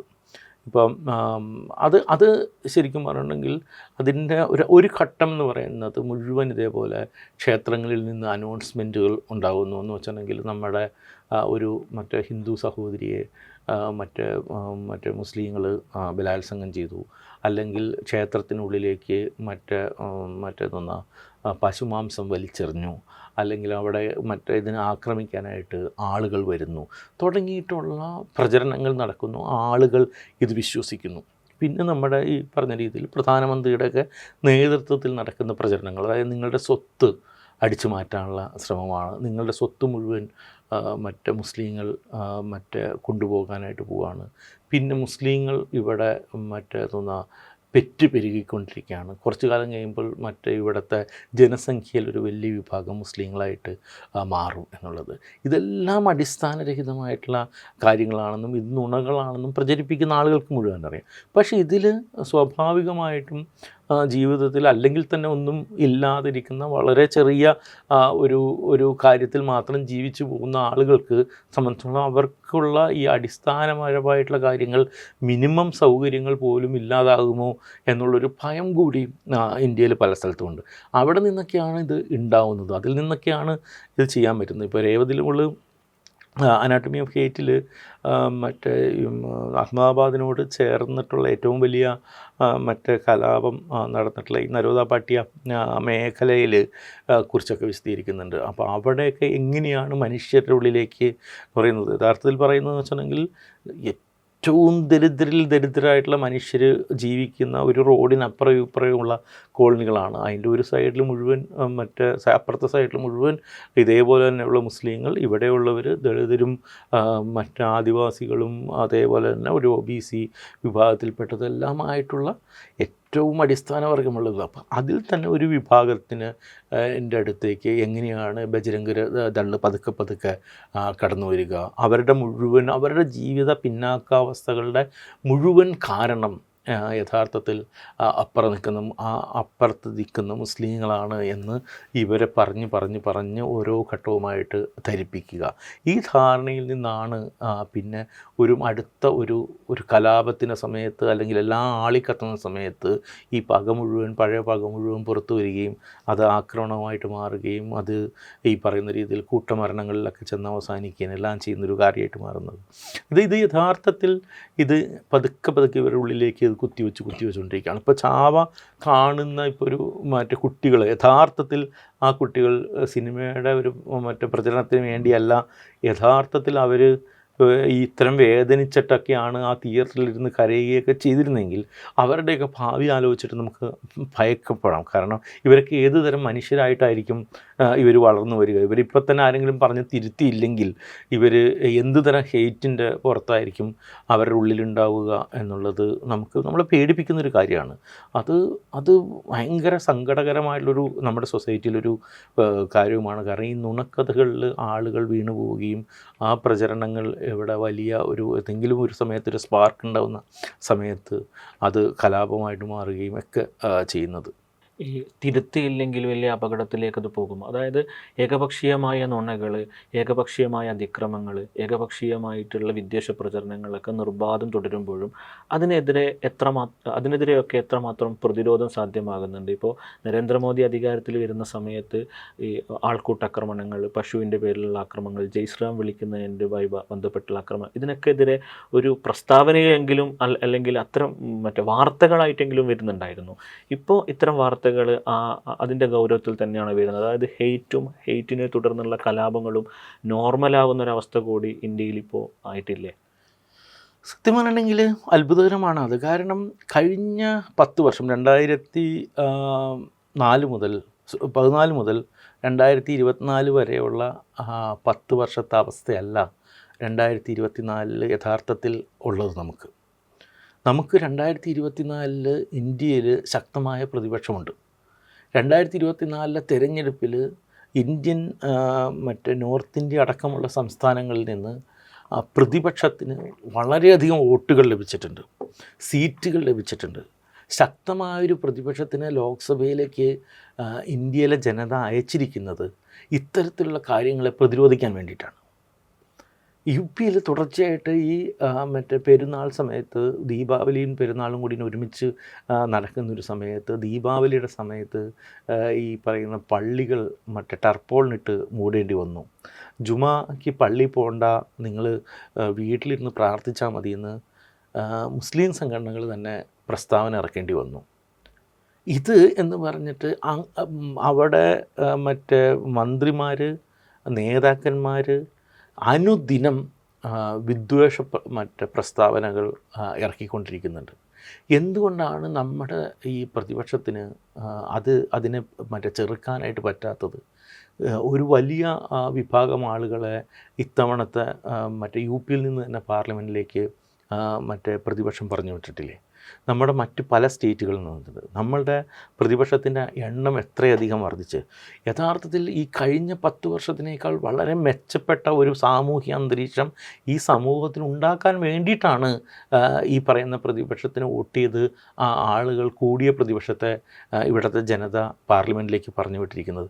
ശക്തമായ പ്രതിപക്ഷം വരുന്നതോടുകൂടി ഇത്തരം സാമൂഹ്യമായിട്ടുള്ള അതിന് മുൻപുണ്ടായിരുന്ന 10 വർഷത്തിലുണ്ടായിട്ടുള്ള ഇത്തരമുള്ളൊരു തിന്മകളെ, ഇത്തരമുള്ള ഹേറ്റ്രഡുകളെ, ഈ മുസ്ലിങ്ങൾക്ക് നേരെയുള്ള ഈ അതിക്രമങ്ങളെ ഏത് സമയത്ത് നിങ്ങൾക്ക് ബീഫിൻ്റെ പേരിലോ നിങ്ങളുടെ പ്രാർത്ഥനകളുടെ പേരിലോ നിങ്ങളുടെ താടിയുടെ പേരിലോ തൊപ്പിയുടെ പേരിലോ നിങ്ങളെ ആക്രമിച്ച് കൊല്ലാം എന്നുള്ള ഒരു സാഹചര്യത്തെ ഒഴിവാക്കാൻ കൂടിയാണ് ഈ പറയുന്ന ഒരു ഇലക്ഷൻ റിസൾട്ട് ഉള്ളത്. ഇലക്ഷൻ റിസൾട്ട് എപ്പോഴും ഒരാൾ ജയിപ്പിക്കൽ മാത്രമല്ല, മറിച്ച് ഒരു വലിയ പ്രതിപക്ഷത്തിന് നൽകുക എന്നുള്ളത് തന്നെ ഒരു നിർണായകമായിട്ടുള്ളൊരു കാര്യമാണ്. പ്രത്യേകിച്ചും ഇതേപോലെ ഒരു ഏകശക്തി പോലെയുള്ള ഒരു പാർട്ടി ഇവിടെ കാലങ്ങളായിട്ട് ഭരിച്ചുകൊണ്ടിരിക്കുന്നു. മുഴുവൻ ക്യാപിറ്റലും സാമ്പത്തികമായിട്ടുള്ള മുഴുവൻ സംഭവങ്ങളും അവർക്കൊപ്പമാണുള്ളത്. വലിയ സമ്പന്ന വിഭാഗങ്ങൾ മുഴുവൻ അവരുടെ കൂടെയുണ്ട്. ഇലക്ഷനെ അട്ടിമറിക്കാനായിട്ട് ഉദ്യോഗസ്ഥ വൃന്ദങ്ങളുണ്ട്. നമുക്കുള്ള എല്ലാ ഇൻസ്റ്റിറ്റ്യൂഷൻസിനും ഇവിടുത്തെ ഒരു ഭരണവർഗത്തിന് വേണ്ടി നിൽക്കുന്നൊരു സാഹചര്യത്തിൽ പോലും ഇത്രയും ഒരു പ്രധാനപ്പെട്ട വോട്ടോടുകൂടി ഇത്രയധികം പ്രതിപക്ഷത്തിൻ്റെ ആളുകളെ പറഞ്ഞു വിട്ടിട്ടുള്ളൊരു കാലമാണിത്. ഈ കാലഘട്ടത്ത് ഇത് തുടരുന്നു എന്നുണ്ടെങ്കിൽ അത് ഇവിടുത്തെ പ്രതിപക്ഷത്തിൻ്റെ പരാജയമാണ്. അതിനെ മറികടക്കുകയാണ് ഏറ്റവും ആദ്യമായിട്ട് വേണ്ടത്. ഇത് ശക്തമായിട്ടുള്ള പ്രതിഷേധങ്ങൾ വരണം, ശക്തമായിട്ടുള്ള കാര്യങ്ങൾ വരണം. ഇവിടെ രാജസ്ഥാനിൽ ഒരു പിഞ്ചു കൊച്ചിനെ വീട്ടിൽ കയറി ചവിട്ടി അരച്ച് കൊന്നിട്ട് അതിന് ഒരു പ്രതിഷേധം ഉയർത്താനായിട്ട് ഇവിടുത്തെ മുഖ്യ പ്രതിപക്ഷ പാർട്ടിക്ക് പറ്റിയില്ലെങ്കിൽ നമ്മളിപ്പോൾ ഈ പ്രതിപക്ഷ പാർട്ടികൾ പിരിച്ചുവിടുന്നതായിരിക്കും നല്ലത്. അല്ലെങ്കിൽ ഇവരിവിടെ ഫങ്ഷൻ ചെയ്യാനായിട്ട് ഒരു തരത്തിൽ അർഹരല്ലാത്ത കാര്യമാണ്. ഇവിടെ പല സ്റ്റേറ്റുകളും ഭരിക്കുന്ന ആളുകളാണ്, പാർലമെൻറ്റിൽ നമ്പറുണ്ട്. അതിൻ്റെ അർത്ഥം എന്താണെന്ന് ഇവിടുത്തെ ഭരണവർഗത്തിന് കാണിച്ചു കൊടുക്കേണ്ട ഒരു ഉത്തരവാദിത്വം കൂടി ഇവിടെ പ്രതിപക്ഷത്തിനുണ്ട്. ആ പ്രതിപക്ഷം അത് ചെയ്തു കഴിഞ്ഞിട്ടുണ്ടെങ്കിൽ ശരിക്കും പറഞ്ഞിട്ടുണ്ടെങ്കിൽ ഇന്ത്യയിൽ കുറച്ചും കൂടി മനസ്സമാധാനമുള്ള ഒരു അന്തരീക്ഷം ഉണ്ടാകും. ഇവിടുത്തെ സാമൂഹിക അന്തരീക്ഷം കുറേ കൂടി മെച്ചപ്പെടും എന്നുള്ളതാണ് എനിക്ക് തോന്നുന്നത്. 2024 നരേന്ദ്രമോദി അവകാശപ്പെട്ടത് 400 സീറ്റ് എന്ന് പറയുന്ന വലിയൊരു സംഖ്യയിലേക്ക് ഈ തവണ BJP എത്തും എന്ന് പറയുന്നൊരു സ്വപ്നമായിരുന്നു ആദ്യം പങ്കുവച്ചിരുന്നത്. പക്ഷേ നമുക്കറിയാം, ഇന്ത്യ സഖ്യം എന്ന് പറയുന്ന പ്രാദേശിക പാർട്ടികളുടെ ഒരു കൂട്ടായ്മ ആ സ്വപ്നത്തെ തല്ലിത്തകർത്തുകൊണ്ടാണ് യഥാർത്ഥത്തിൽ പാർലമെൻറ്റിലേക്ക് വന്നത്. ആദ്യത്തെ ഒരു 100 ദിവസം അല്ലെങ്കിൽ തുടക്കകാലം ഇപ്പോഴും പാർലമെൻറ്റിൽ അതിശക്തമായ ഭാഷയിൽ തന്നെ ഇവർ സംസാരിക്കുകയൊക്കെ ചെയ്യുന്നുണ്ട്. പക്ഷേ രാഷ്ട്രീയ വിഷയങ്ങളെ പുറത്തു കൊണ്ടുവന്നത് ഒരു നയപരിപാടിയായി, ഒരു സമരപരിപാടിയായി കൊണ്ടുവരാൻ പറ്റുന്നില്ല എന്നുള്ളതാണല്ലോ പറയുന്നത്. അപ്പോൾ അതിന് തടയുന്ന, അല്ലെങ്കിൽ എന്താണ് അതിൽ നിന്ന് തടയുന്ന ഒരു ഘടകമായി തോന്നുന്നത്? യഥാർത്ഥത്തിൽ എനിക്കത് എന്താണ് എന്ന് സത്യം പറഞ്ഞിട്ടുണ്ടെങ്കിൽ അത് മനസ്സിലാവുന്നില്ല. എന്തുകൊണ്ടാണ് ഇവിടുത്തെ ഒരു സോഷ്യൽ ഫാബ്രിക് സംരക്ഷിക്കുക എന്നുള്ളത് ഒരു പ്രധാനപ്പെട്ട ഒരു അജണ്ടയാണ് എന്തുകൊണ്ടാണ് ഈ പ്രതിപക്ഷത്തിന് മനസ്സിലാകാത്തത് എന്നില്ല. ഇപ്പോൾ RJDയും SP-യും അവരവരുടെ സ്റ്റേറ്റുകളിൽ ഒരു തരത്തിൽ ഒരു പ്രതികരണങ്ങൾ ഉണ്ടാക്കുന്നുണ്ട് ഈ സംഭവങ്ങളിലെല്ലാം. പക്ഷെ അതിനപ്പുറത്തേക്ക് ഒരു നാഷണൽ ലെവലിൽ ഇത്തരം ഒരു കാര്യത്തെ ഒരു ഇഷ്യൂവിനെ ഉയർത്തിപ്പിടിച്ച് കൊണ്ടുവരാനുള്ളൊരു ധൈര്യക്കുറവ് ഇവർക്കുണ്ട്. അതിന് പല ഘടകങ്ങളുമുണ്ട്. ഈ പറയുന്ന പല പാർട്ടികൾക്കും ഒന്ന് ഈ പറഞ്ഞ രീതിയിൽ ഡൽഹിയിൽ ആം ആദ്മി പാർട്ടിക്കെതിരെ കോൺഗ്രസ് നടത്തിയ പ്രചരണത്തോടുകൂടി അതിൻ്റെ സഖ്യത്തിൻ്റെ അകത്തുണ്ടായിരുന്ന ഒരു വലിയ 2 പാർട്ടികൾ ഒരു പക്ഷേ ഇപ്പോൾ പ്രശ്നങ്ങളായിരിക്കും. അതേപോലെ തന്നെ മഹാരാഷ്ട്രയിൽ വളരെ ശക്തമായിട്ട് കോൺഗ്രസിൻ്റെ ഒപ്പം നിൽക്കുന്ന ഒരു വിഭാഗമാണ് ശിവസേന എന്ന് പറയുന്ന ഉദ്ധവ് താക്കറെ വിഭാഗം. അവരെ സംബന്ധിച്ചിടത്തോളം ഇതൊരു സെൻസിറ്റീവ് വിഷയമാണ്. ഈ മറാത്ത ഇഷ്യൂസ്, അവരാണെങ്കിൽ അതിലൊരിക്കലും ഈ മുസ്ലിം ന്യൂനവിഭാഗത്തിൻ്റെ പക്ഷത്തിൻ്റെ കൂടെ നിൽക്കില്ല. മറ്റൊരു പ്രചാരണത്തിൻ്റെ കൂടെ നിൽക്കുള്ളൂ. കാരണം ബാൽ താക്കറെയാണ് ഇവിടെ ഈ ഔറംഗസീബിൻ്റെ ശവകുടീരം പൊളിക്കണമെന്ന് പറഞ്ഞിട്ടുള്ള ആദ്യത്തെ പ്രചരണം ആരംഭിക്കുന്നത് പോലും ബാൽ താക്കറെയാണ്. അപ്പോൾ അതുകൊണ്ട് ഇന്ത്യ സഖ്യത്തിൽ പ്രധാനപ്പെട്ട മറ്റു പാർട്ടി ബാൽ താക്കറയുടെ മകനാണ്. അപ്പോൾ അത് കാരണം തന്നെ സ്വാഭാവികമായിട്ടും അതൊരു പ്രതിസന്ധിയാണ്. ഇത്തരമുള്ള പ്രാദേശിക പ്രശ്നങ്ങൾ ഇവർക്കുണ്ട് എന്നുള്ളത് സത്യം തന്നെയാണ്. പക്ഷേ അതിനപ്പുറത്തേക്ക് ഒരു മുഖ്യ പ്രതിപക്ഷ പാർട്ടി എന്നുള്ള രീതിയിൽ കോൺഗ്രസിൻ്റെ ഒരു ഉത്തരവാദിത്തം ഉണ്ട് ഈ സോഷ്യൽ ഫാബ്രിക്കിനെ സംരക്ഷിക്കാൻ എന്നുള്ളതും ഒരു പ്രധാനപ്പെട്ട അജണ്ടയായിട്ട് അവരെ ഏറ്റെടുക്കണം എന്നുള്ളതാണ് എനിക്ക് തോന്നുന്നൊരു കാര്യം. എന്താണ് യഥാർത്ഥത്തിൽ, അതായത് ഒരു മതനിരപേക്ഷ കെട്ടുറപ്പുള്ള ഒരു കൂട്ടായ്മയ്ക്ക് മാത്രമേ അങ്ങനെയാണെങ്കിൽ ഈ വെറുപ്പിനെ തടയാൻ പറ്റും എന്നല്ലേ? തീർച്ചയായിട്ടും അത് മതനിരപേക്ഷതയായിരിക്കണം നമ്മളുടെ ഒരു പ്രൈമറി കൺസേൺ എന്നുള്ളതാണ് ഏറ്റവും വലിയൊരു പ്രശ്നം. പക്ഷേ ഒരു കേരളത്തിനോ അല്ലെങ്കിൽ ഒരുപക്ഷെ കർണാടകയ്ക്കൊക്കെ അപ്പുറത്ത് അത്തരം ഒരു സ്റ്റാൻഡ് പലപ്പോഴും എടുക്കാനായിട്ട് കോൺഗ്രസ്സിന് അവരുടേതായിട്ടുള്ള ദൗർബല്യങ്ങളുണ്ട്. അവർ ഈ രാമക്ഷേത്രം പണിയുന്ന സമയത്ത് തന്നെ അവർക്ക് ഈ പറഞ്ഞ രീതിയിൽ ആ പരിപാടിയിൽ പങ്കെടുക്കണോ വേണ്ടയോ എന്നുള്ള കാര്യത്തിൽ കൺഫ്യൂഷൻ ഉണ്ടായിരുന്ന ആളുകളാണ്. ചരിത്രപരമായിട്ട് ബാബരി പള്ളിയുടെ തകർച്ചയ്ക്ക് അവരുടെ ഭാഗത്തുനിന്നും ഉത്തരവാദിത്വമുള്ളതാണ് തുടങ്ങിയിട്ടുള്ള ചരിത്രപരമായിട്ടുള്ള കാര്യങ്ങളൊക്കെ അവരുടെ ഭാഗത്തുണ്ട്. പക്ഷേ നമ്മുടെ സമൂഹത്തിന് ഇനി ഒരു മുന്നോട്ട് പോക്കിന് ഏറ്റവും പ്രധാനമായിട്ടും വേണ്ടത് എന്ന് പറയുന്നത് ഒരു മതനിരപേക്ഷ സമൂഹത്തിനെ നമുക്ക് തിരിച്ചു പിടിക്കുക എന്നുള്ളതാണ്. ഈ പറയുന്ന ന്യൂനപക്ഷങ്ങൾക്ക് നേരെയുള്ളൊരു വേട്ട അവസാനിപ്പിക്കാതെ നമുക്ക് ബാക്കി എന്ത് സമൂഹത്തിൽ മറ്റേ ഉന്നതി ഉണ്ടായിട്ടോ പുരോഗതി ഉണ്ടായിട്ടോ എന്ത് തരത്തിൽ നമ്മൾ മെച്ചപ്പെട്ടു എന്ന് പറഞ്ഞിട്ടും ഒരാവശ്യവുമില്ല.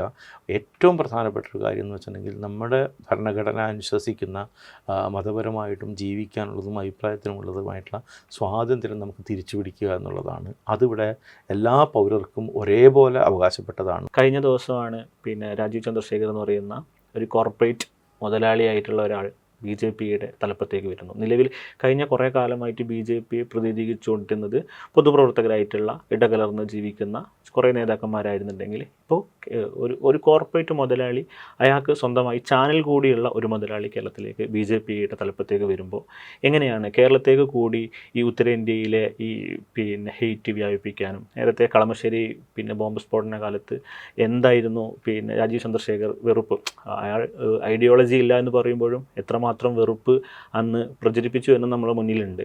അപ്പോൾ രാജീവ് ചന്ദ്രശേഖർ BJPയുടെ തലപ്പത്തേക്ക് വരുമ്പോൾ കേരളത്തിന് വരുന്ന എന്തെങ്കിലും മാറ്റം, അല്ലെങ്കിൽ ഒരു മാധ്യമപ്രവർത്തനം കൂടിയാണല്ലോ, അപ്പോൾ എങ്ങനെയാണ് ഒരു ചാനൽ ഉടമ ഒരു സംസ്ഥാനത്തെ ഒരു പ്രധാനപ്പെട്ട രാഷ്ട്രീയ പാർട്ടിയുടെ നേതൃത്വത്തിലേക്ക് വരുമ്പോൾ എന്താണ് അവർക്ക് ആ സംഘടനയ്ക്ക് അല്ലെങ്കിൽ കേരളത്തിന് സംഭവിക്കാൻ പോകും? ഈ കേരള സ്റ്റോറിയുടെ സമയത്ത് ഇവിടെ കലാപം ഉണ്ടാവുക എന്ന് വെച്ചിട്ടുണ്ടെങ്കിൽ അതിനൊരു കേരളത്തിൽ അങ്ങനെ ഒരു കലാപ അന്തരീക്ഷം ഉണ്ടാകാനുള്ള സാധ്യത കുറച്ച് കുറവാണ്. 2, കേരള സ്റ്റോറി കേരളത്തിന് പുറത്ത് മാത്രമായിരുന്നു ഇത്. അത്രയ്ക്ക് ബ്ലാറ്റൻ്റ് ആയിട്ടുള്ള നുണ ഇവിടെ കൊണ്ടുവന്ന് പറയാനായിട്ട് കുറച്ച് പാടായിരിക്കും. ഇവിടെ നമുക്ക് ഈ പറഞ്ഞ രീതിയിൽ ഇവൻ ചാവ പോലും നമുക്ക് കുറച്ച് ചിലപ്പോൾ ഓടിക്കാൻ പറ്റും. കാരണം എന്ന് വെച്ചിട്ടുണ്ടെങ്കിൽ നമുക്ക് അപരിചിതമായ കഥയാണ്. പരിചിതമായ ഒരു കഥ ഇവിടെ കൊണ്ടുവരാനായിട്ട് വലിയ പാടാണ്. പക്ഷേ ഇത്തരം കഥകൾ പ്രചരിപ്പിക്കുന്ന ആളുകളുണ്ട്. നമ്മുടെ സമൂഹത്തിൻ്റെ ഒരു അടിത്തട്ടിൽ ഇപ്പോഴും വളരെ ശക്തമായ വർഗീയ പ്രചരണം നടക്കുന്നുണ്ട്. കേരളത്തിൽ ഒരുപക്ഷെ നടക്കുന്ന പോലെ വളരെ ആത്മാർത്ഥമായ വർഗീയ പ്രചരണം നടക്കുന്ന സ്ഥലങ്ങൾ കുറവായിരിക്കും. മറ്റു പല സ്ഥലത്തും ഇങ്ങനെ കഥകൾ കേൾക്കുകയും അതിൻ്റെ പുറത്തുള്ള പെട്ടെന്ന് ആക്രമണമൊക്കെ ഉണ്ടാവുമായിരിക്കും. ഇവിടെ പക്ഷേ വലിയ പ്രചരണം നടക്കുന്നുണ്ട്. ഇപ്പോഴും ഇവിടെ ഈ പറയുന്ന ലവ് ജിഹാദ് എന്ന് പറയാനായിട്ട് മടിയില്ലാത്ത ഇതേപോലെ നേതാക്കന്മാരും അവരെ ഏറ്റെടുക്കാനുള്ള കാസ പോലെയുള്ള ഈ പറയുന്ന ന്യൂനാസി സംഘടനകളും ഒക്കെ വർക്ക് ചെയ്യുന്നൊരു സ്ഥലമാണ്. അവരുടെ കൂടി പിന്തുണ പ്രതീക്ഷിച്ചിട്ടാണ് രാജീവ് ചന്ദ്രശേഖരൻ BJP പ്രസിഡൻ്റ് ആവുന്നതെന്ന് തോന്നുന്നു. രാജീവ് ചന്ദ്രശേഖരനെ പോലെ ഇപ്പോൾ ഏതെങ്കിലും ഒരു പാർട്ടിയുടെ അധ്യക്ഷൻ ഏതെങ്കിലും ഒരു ചാനൽ ഒരു ഉടമസ്ഥനാവുന്നതിൽ എനിക്ക് അങ്ങനെ വലിയ അത്ഭുതം തോന്നുന്നില്ല. ഇപ്പോൾ എത്രയോ കാലം MP വീരേന്ദ്രകുമാർ ഇവിടെ ഒരു പത്രവും ചാനലും എല്ലാം കൊണ്ടുകിടന്നിരുന്നു. അദ്ദേഹവും ഒരു പാർട്ടിയുടെ സംസ്ഥാന നേതാവൊക്കെ ആയിരുന്നു. പക്ഷേ അതിൽ നിന്ന് വ്യത്യസ്തമായിട്ട് BJP എപ്പോഴും ശ്രമിക്കുന്നു. 1, ദേശീയ തലത്തിൽ അധികാരത്തിലുള്ള പാർട്ടിയാണ്. 2, ഇവരുടെ ഒരു പ്രൊപ്പഗാൻഡ എന്ന് പറയുന്നത് ഇത്തരത്തിലുള്ള ഒരു പരിപാടിയാണ്. അതുകൊണ്ട് തന്നെ രാജീവ് ചന്ദ്രശേഖരനാകുമ്പോൾ എന്ന് വെച്ചിട്ടുണ്ടെങ്കിൽ കേരളത്തിലെ ഏറ്റവും വലിയൊരു ചാനൽ, ആ ചാനൽ പരിപൂർണ നിയന്ത്രണത്തിലേക്ക് വരുന്നു. ഇപ്പോൾ തന്നെ അവരുടെ നിയന്ത്രണത്തിലല്ല എന്നല്ല, പക്ഷേ കുറച്ചും കൂടി. ഇപ്പോൾ ഉദാഹരണത്തിന് പറഞ്ഞു കഴിഞ്ഞിട്ടുണ്ടെങ്കിൽ ചാനലിലെ സ്ഥിരം ചർച്ചക്കാരായിട്ടുള്ള ശ്രീജിത്ത് പണിക്കർക്കും അഡ്വക്കേറ്റ് ജയശങ്കർ പോലെയുള്ള ഈ സോഫ്റ്റ് സംഘപരിവാർ ആളുകൾക്ക് സുരേന്ദ്രനെ പുലഭ്യം പറയുന്നതിനോ ഒന്നും ഒരു മടിയുണ്ടായിരുന്നില്ല. അവർക്ക് പരസ്യമായിട്ട് ഇത് പറയും. പക്ഷേ രാജീവ് ചന്ദ്രശേഖരന് അത് പറയാനായിട്ട് അവർക്ക് പറ്റില്ല. കാരണം എന്ന് വെച്ചിട്ടുണ്ടെങ്കിൽ ഏഷ്യാനെറ്റിൻ്റെ ഒരു സ്പേസ് കൂടി നിങ്ങൾക്ക് വേണം എന്ന് കരുതുന്ന ആളുകളാണെങ്കിൽ അവർക്ക് രാജീവ് ചന്ദ്രശേഖരനെ കുറിച്ചിട്ട് അധികം പറയാനായിട്ട് ബുദ്ധിമുട്ടായിരിക്കും. ഈവൻ എന്തിന് പ്രതിപക്ഷത്തെയും ഒക്കെ ഉള്ള ആളുകൾക്ക് പോലും ഈ സ്ഥാപനത്തോടുള്ള ഏഷ്യാനെറ്റിനെ പൂർണ്ണമായും തള്ളി പറഞ്ഞിട്ട് നിൽക്കാനായിട്ട് അവർക്ക് ബുദ്ധിമുട്ട്. ഇപ്പോൾ പ്രതിപക്ഷ നേതാവ് VD സതീശൻ ഈ പറഞ്ഞ പൂർണ്ണമായും ഐഡിയോളജി അല്ല എന്ന് പറയുന്നതിന് ഒരു കാരണം എന്ന് പറയുന്നത് ഏഷ്യാനെറ്റിനെ അങ്ങനെ അവർക്ക് ഇത് ചെയ്യാനായിട്ട് പറ്റില്ല എന്നുള്ളതാണ്. അത് അവരൊരു സോഷ്യൽ ഒരു സ്പേസിനെ ബാധിക്കുന്നൊരു കാര്യമായിട്ട് മാറും. അപ്പോൾ എന്ന് വെച്ചിട്ടുണ്ടെങ്കിൽ അങ്ങനെ ഒരു ലോകത്തെ കൂടി പിടിച്ചടക്കുക എന്നുള്ളൊരു കാര്യം രാജീവ് ചന്ദ്രശേഖരൻ്റെ ഒരു വരവിലുണ്ട്. പിന്നെ ദേശീയ തലത്തിലുള്ള ഇവരുടെ ഒരു പ്രവർത്തന മാതൃക എന്ന് പറയുന്നത് ഒരു കോർപ്പറേറ്റ് ഒരു പാർട്ടിയാണിത്. അപ്പോൾ അതിൻ്റെയാണ് ഇപ്പോൾ അദാനിയും അമിത്ഷായും കൂടി ചേരുന്ന ഒരു രൂപമാണ് അല്ലെങ്കിൽ BJPക്ക് പൊതുവേ ഉള്ളത്. മർക്കണമുഷ്ടി കൊണ്ട് അല്ലെങ്കിൽ ഒരു തരത്തിലുള്ള വളരെ ഫാഷിസ്റ്റ് സ്വഭാവത്തിൽ മറ്റേ അമിത്ഷാ ഒരു സൈഡിലും ഇതേപോലൊരു കോർപ്പറേറ്റ് മറ്റ് സാമ്പത്തിക സഹായമായിട്ട് അദാനി നിൽക്കുകയും ചെയ്തു. അത് ആ ഒരു സമ്മേളനം ആണ് ഇവരിപ്പോൾ ശ്രമിക്കുന്നത്. ബി ജെ പി കേരളത്തിൽ എത്രയോ കാലമായിട്ട് പലതരം ശ്രമങ്ങൾ നടത്തുന്നുണ്ട്. കാരണം ബി ജെ പിക്ക് ഇതുവരെ കേരളത്തിൽ പൂർണ്ണമായിട്ടും അവർ ഇൻവെസ്റ്റ് ചെയ്യുന്നത്ര എന്ന് വെച്ചിട്ടുണ്ടെങ്കിൽ അവർ വേണ്ടത്ര അവർ പ്രതീക്ഷിക്കുന്ന തലത്തിൽ അവർക്കത് കിട്ടുന്നില്ല. അപ്പോൾ അരുൺ ജെയ്റ്റ്ലിയെ പോലുള്ള ആളുകളൊക്കെ എത്രയോ കാലമായിട്ട് ദീർഘകാലമായിട്ട് നമ്മളോടൊക്കെ നേരത്തെ അവിടെ ഡൽഹിയിലുള്ള കാലത്ത് തന്നെ അവർ പറയുന്നൊരു കാര്യം എന്ന് വെച്ചിട്ടുണ്ടെങ്കിലും കേരളത്തിൽ ബി ജെ പി വളരണമെങ്കിൽ ഇവിടെ ഇടതുപക്ഷം ഇല്ലാതാകണം. കാരണം ഇവിടുത്തെ ഒരു 55%-നും 60%-നും ഇടയിലുള്ള ഒരു ഹിന്ദു സമൂഹമുണ്ട്. ആ ഹിന്ദു സമൂഹത്തിൽ ബഹുഭൂരിപക്ഷം ആളുകളും കാലങ്ങളായിട്ട് മറ്റേ ലെഫ്റ്റിന് വോട്ട് ചെയ്യുന്ന ആളുകളാണ്. ന്യൂനപക്ഷത്തിൽ നിന്ന് അവർക്ക് വോട്ട് കിട്ടാനുള്ള വോട്ട് ബി ജെ പി പ്രതീക്ഷിക്കുന്ന വോട്ടാണെങ്കിൽ വളരെ കുറച്ചുള്ളത് മാത്രമേ ഉള്ളൂ.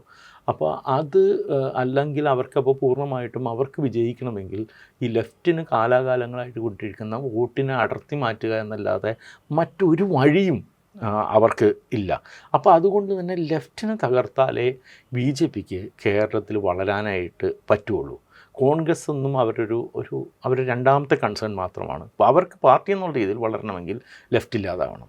അപ്പോൾ ലെഫ്റ്റ് ഇല്ലാതാക്കുക എന്ന് പറയുന്ന ഒരു പ്രോസസ്സിന് ഏതെങ്കിലും കൂടുതൽ ആക്കം കൂട്ടാനുള്ളൊരു ശ്രമമായിരിക്കും ഇനിയുള്ള കാലത്ത് എന്തായാലും ഏഷ്യാനെറ്റ് തുടർന്നും ചെയ്യുക. അതിനുള്ളൊരു ടൂളായിട്ട് ഇപ്പോൾ തന്നെ അതിൻ്റെ ഒരു ടൂളാണ് ഏഷ്യാനെറ്റ്. കുറച്ചും കൂടി ഒരു പ്രധാനപ്പെട്ട ടൂളായിട്ട് ഇനി ആ സ്ഥാപനം മാറും എന്നുള്ളതാണ് എനിക്ക് തോന്നുന്നൊരു കാര്യം.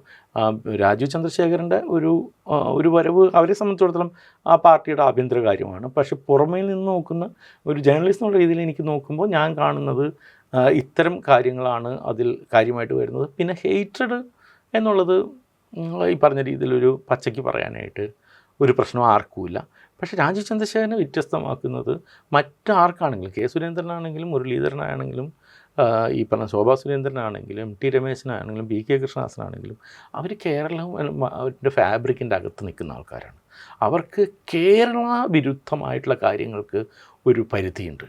ഇപ്പോഴത്തെ ബി ജെ പിയുടെ ഒരു പ്രധാനപ്പെട്ട അജണ്ട എന്ന് പറയുന്നത് ആൻറ്റി കേരളയാണ്. എന്ന് വെച്ചിട്ടുണ്ടെങ്കിൽ കേരളം കാലാകാലങ്ങളായിട്ട് നേടിയെടുത്തിട്ടുള്ള സകലമാന മറ്റേ ഉന്നതികളെയും നിഷേധിക്കുക, അതിൻ്റെ തുടർച്ചകൾ ഇല്ലാതാക്കുക. ആരോഗ്യരംഗത്ത്, പൊതുവിദ്യാഭ്യാസ രംഗത്ത്, മറ്റേ ഒരു സ്ത്രീ പുരുഷ ഒരു ജീവിതത്തിൻ്റെ കാര്യത്തിൽ, പട്ടിണി ഇല്ലാതാക്കുന്ന കാര്യത്തിൽ, അങ്ങനെ പലതരത്തിൽ കേരളം നേടിയെടുത്തിട്ടുള്ള ഒരു സാമൂഹികമായിട്ടുള്ളൊരു ഉന്നതിയുണ്ട്. അത് ഇടതുപക്ഷത്തിന് മാത്രം വിജയമൊന്നുമല്ല. അത് മറിച്ച് മാറി മാറി വരുന്ന സർക്കാരുകളെല്ലാം അതിൽ ആരും വിട്ടുവീഴ്ച ചെയ്തിട്ടില്ല. കാരണം അത്തരം ഒരു സാമൂഹ്യ ഘടന നമുക്ക് ആദ്യം തന്നെ രൂപപ്പെട്ടിട്ടുണ്ട്. അതൊരു ദീർഘമായിട്ടുള്ള നമ്മുടെ പാരമ്പര്യത്തിൻ്റെ, ശ്രീനാരായണ ഗുരുവിൻ്റെ, മറ്റു പലതരത്തിലുള്ള മിഷണറികളുടെ ഒരു തുടർച്ച അതിനുണ്ടായിരുന്നു. ആ ഒരു ബലത്തെ ഇല്ലാതാക്കുന്ന ആൻറ്റി കേരള ആറ്റിറ്റ്യൂഡാണ് ഇപ്പോൾ ബി ജെ പിക്ക് സെൻട്രൽ ലെവലിലുള്ളത്. അത് കൂടുതൽ നടപ്പിലാക്കാനായിട്ട് പക്ഷേ ഈ പറയുന്ന കേരളത്തിലുള്ള നേതാക്കന്മാരെക്കാൾ അവർക്ക് യാതൊരു തരത്തിലുള്ള കേരളത്തിനോട് ഉത്തരവാദിത്തമില്ലാത്ത, കേരളത്തിൽ വേരുകളില്ലാത്ത, കേരളവുമായിട്ട് വൈകാരിക ബന്ധങ്ങളില്ലാത്ത രാജീവ് ചന്ദ്രശേഖരൻ കുറച്ചും കൂടി ചിലപ്പോൾ ഈസി ആയിട്ട് KJP പോയി സാക്ഷാൽ BJP ആയി. അതെ. പിന്നെ ഈ ഹെയ്റ്റിൻ്റെ വ്യാപനം എന്ന് പറയുന്നത് കേരളത്തിലും ഒട്ടും ചെറുതല്ല. നമ്മൾ രാജ്യത്തുടനീളം കാര്യങ്ങൾ പറയുമ്പോഴും കേരളത്തിൽ അടുത്ത കാലത്ത് ഉയർന്നു വന്ന അനേകം യൂട്യൂബ് ചാനലുകളിലൂടെ പ്രചരിപ്പിക്കുന്ന ഹെയ്റ്റ്, മാധ്യമങ്ങളുടെ ഹെഡ്ലൈൻ ഹിറ്റിലൂടെ അറിയാതെയോ അറിഞ്ഞോ പ്രചരിപ്പിക്കുന്ന ഹെയ്റ്റ്, അതല്ലാതെ തന്നെ വിദ്വേഷ പരാമർശങ്ങൾ, വിദ്വേഷ പ്രസംഗങ്ങളൊക്കെ ഉണ്ട്. ഇതിനെതിരെ ഒരു സാംസ്കാരിക പ്രതിരോധം അല്ലെങ്കിൽ അതിനെ നിയമപരമായിട്ടോ അല്ലെങ്കിൽ സാംസ്കാരികമായിട്ടോ തടയാനുള്ള എന്തെങ്കിലും ഒരു ശ്രമം ശരിക്കും യഥാർത്ഥത്തിൽ കേരളത്തിൽ നടക്കുന്നുണ്ടോ? കഷ്ടിയാണ് അത് ഒട്ടും അങ്ങനൊരു തരത്തിലുള്ള ഒരു സാംസ്കാരികമായിട്ടുള്ളൊരു ഐക്യം ആ രീതിയിൽ കേരളത്തിലുണ്ട് എന്നെനിക്ക് തോന്നുന്നില്ല. ഒന്ന്, ഈ പറഞ്ഞ രീതിയിൽ ഏറ്റവുമായിട്ട് നിങ്ങൾക്ക് സാംസ്കാരിക നിലയിൽ നിൽക്കുമ്പോൾ നിങ്ങൾക്കുള്ള ഏറ്റവും എളുപ്പ കാര്യം എന്ന് പറഞ്ഞിട്ടുണ്ടെങ്കിൽ ഭരണകൂടത്തെ എതിർക്കുക എന്നുള്ളതാണ്. അപ്പോൾ എന്താ പ്രശ്നം എന്ന് വെച്ചിട്ടുണ്ടെങ്കിൽ കേരളത്തിൽ ആണെങ്കിലും നിങ്ങൾ നിലനിൽക്കുമ്പോൾ ഭരണകൂടത്തെ എതിർക്കുക എന്നുള്ളതാണ് സാംസ്കാരികമായിട്ട് എല്ലാവരും ചെയ്യേണ്ട ഒരു കാര്യം എന്ന് ഇവിടുത്തെ സാംസ്കാരിക നായകരടങ്ങുന്ന ഒരു പൊതുസമൂഹം ധരിച്ചു വച്ചിരിക്കുന്നുണ്ട്. അതേസമയം ചില സമയത്ത് ഭരണകൂടത്തിൻ്റെ ഒപ്പം നിൽക്കുക എന്നുള്ളത് ഒട്ടും എളുപ്പമല്ലാത്ത ശ്രമകരമായിട്ടുള്ളൊരു ദൗത്യമാണ്.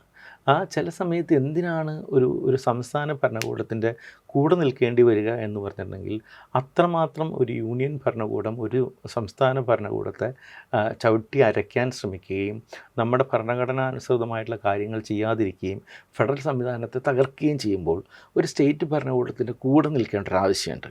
ആ ആവശ്യം നിർവഹിക്കാനായിട്ട് പലപ്പോഴും പക്ഷേ നമ്മുടെ ഒരു സാംസ്കാരിക ലോകത്തിന് സാധിക്കാറില്ല. കാരണം അവർ ഒരു ഒരു ഒരു കാൽപ്പനികമായിട്ടുള്ള ഒരു അജണ്ടയിൽ അല്ലെങ്കിൽ ഒരു വിശ്വാസത്തിൻ്റെ പുറത്ത് പൊതുവേ ജീവിക്കുന്ന മനുഷ്യരാണ്. കാരണം ഭരണകൂടങ്ങളെ എതിർക്കുകയാണ് പൊതുവേ ഒരു സാംസ്കാരിക ജീവിതം ചെയ്യേണ്ടതെന്നുള്ളത്.